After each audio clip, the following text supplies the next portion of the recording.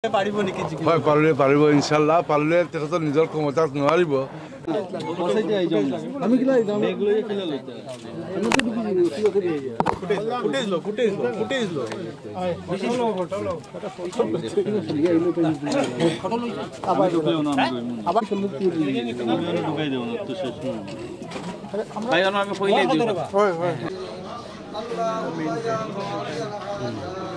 يا دافع البريات يا شافي الأموال يا حل المشكلات يا قياس المستقيم أغثنا وأغثنا وأغثنا بلطفك بكرمك يا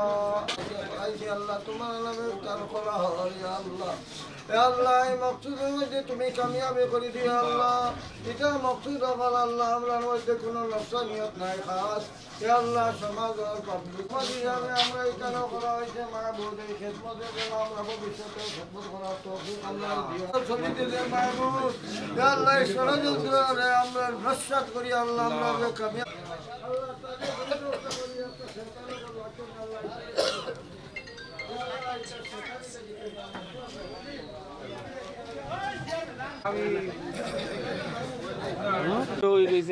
হাফিজ ৰশিদ চৌধুৰী সাহেব মানুহে সন্দেহ কৰি আছে তেওঁ কিয়ৰ কাৰণে তেওঁ ইয়াত প্ৰাৰ্থী হৈ আহিলে তেওঁৰ যুৱ সংগঠনে তেওঁৰ দলীয় কৰ্মী সমৰ্থকসকলে পাৰ্টিৰ অফিচ বেয়াৰসকলে দিনে নিশা ৰাজীৱ ভৱনত গৈ জুই জ্বলাই আছে তেওঁৰ প্ৰতিকৃতি দাহ কৰি আছে আৰু কৈ আছে তেওঁ মুখ্যমন্ত্ৰীৰ লগত মিলি চলি আছে এই সিটখন মুখ্যমন্ত্ৰীক উপহাৰ দিয়াৰ কাৰণে